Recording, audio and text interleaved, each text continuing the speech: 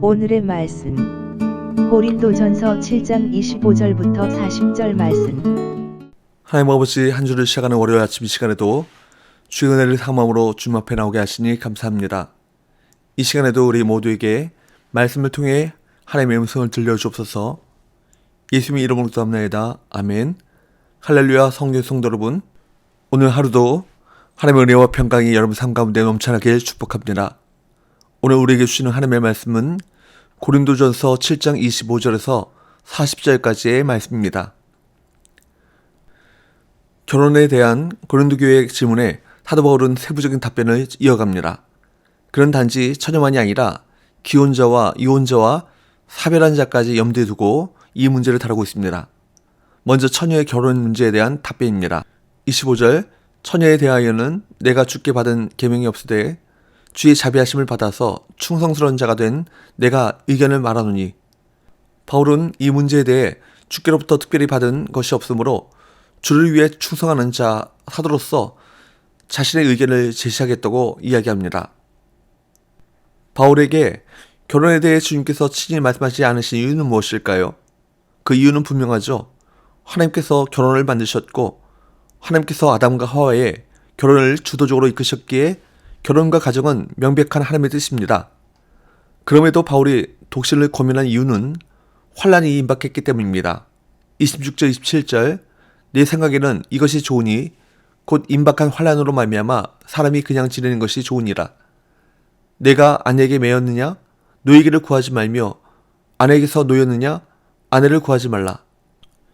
바울은 박해 상황에서는 기혼 상태일 때 육신적 고난을 더 많이 당할 것이기 때문에 가능하면 미혼으로 지낼 것을 권장하는 것입니다. 나는 너희를 아끼노라 라는 말은 이런 의도를 내포하고 있는 것입니다. 대부분의 사람은 반드시 결혼해야 한다 라고 생각합니다. 안 하는 사람에게는 문제가 있다거나 나이 든 후에 너무 쓸쓸할 것이라고 말도 합니다. 그러나 이런 생각은 하나님 앞에서 영혼을 바라보며 복음과 그분을 위해 살 때 얼마든지 극복할 수 있습니다.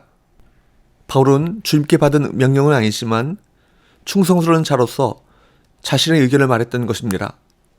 그는 임박한 환난을 생각할 때 결혼한 자들은 돌봐야 할 가족들로 인해 더 큰 어려움을 당하게 될 것이 분명하므로 독신으로 있는 것이 좋다고 했습니다.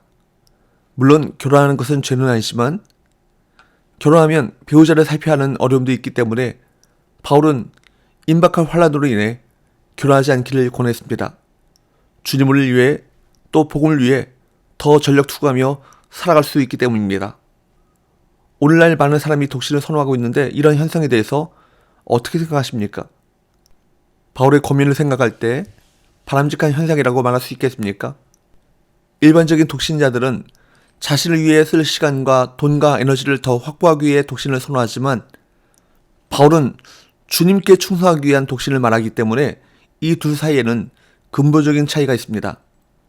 우리는 결혼뿐만 아니라 직장에서나 일상의 모든 면에서 주님을 위해 살아가는데 방해가 될 수 있는 것이 무엇인지 미리 생각하고 방법을 강구해야만 합니다.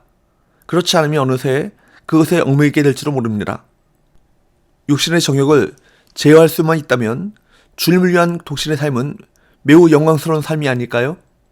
무조건 결혼해야 한다라고 여기는 것이 아니라 결혼하지 않고 사는 것도 좋을 수 있음을 생각해야 합니다.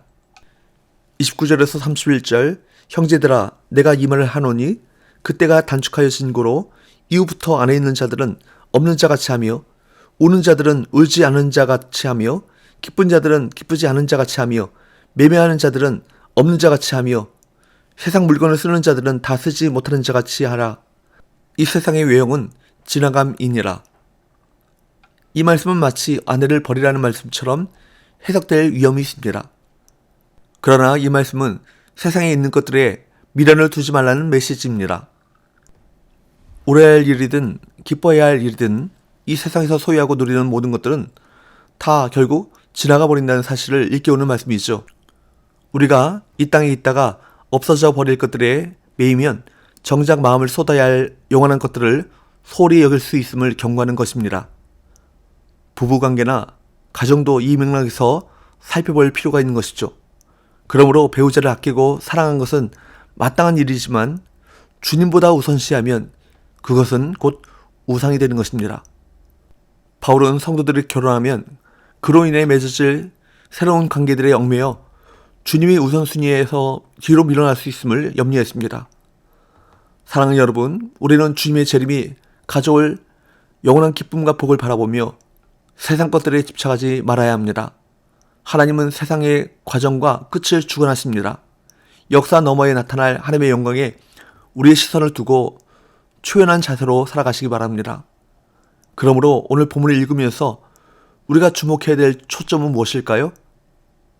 결혼하느냐 마느냐 그 문제가 아니라 왜 바울 사도가 결혼에 대해 이같이 이렇게 부정적인 측면을 이야기하고 있는가? 바로 이것입니다.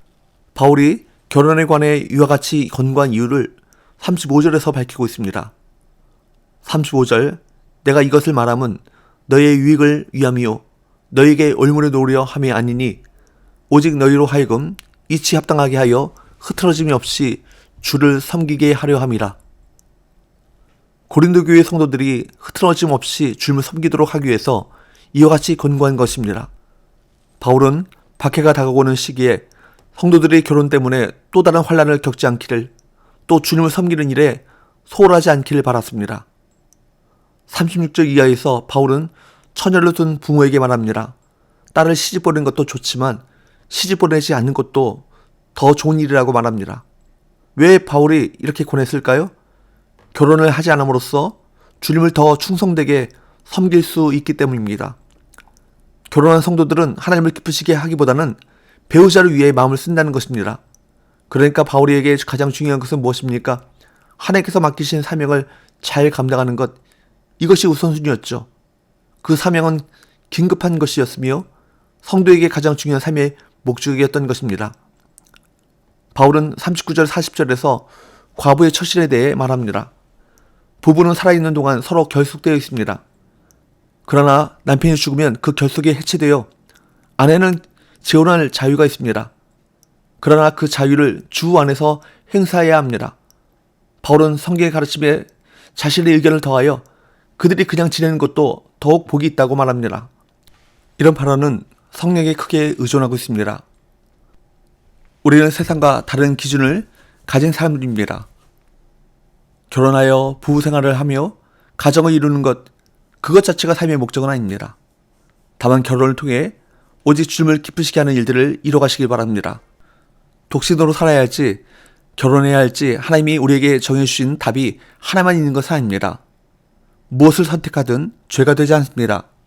다만 독신으로 살든 부부로 살든 자기 자신이나 상대방을 위해서만 살아간다면 그것은 죄가 될 수 있습니다. 십자가를 통해 우리를 새롭게 창조하신 주님을 바라보시기 바랍니다. 이 땅에서 그분을 위해 사는 것이 가장 복된 것임을 잊지 마십시오. 무엇을 하든지 다 하나님의 영광을 위해 하라는 말씀을 기억하고 우리 의지를 담아 선택한 그것으로 하나님의 영광을 위해 살아가시는 저와 여러분 되시기를 축복합니다. 훗날 후회하지 않을 가장 큰 기쁨이 여러분 삶 가운데 있을 것입니다. 기도합시다. 하나님 아버지, 우리 사명은 오로지 주님을 기쁘시게 하는 것임을 깨닫고 매 순간 주님을 위한 결정과 선택을 하게 하여 주옵소서. 예수님의 거룩하신 이름으로 기도합니다. 아멘.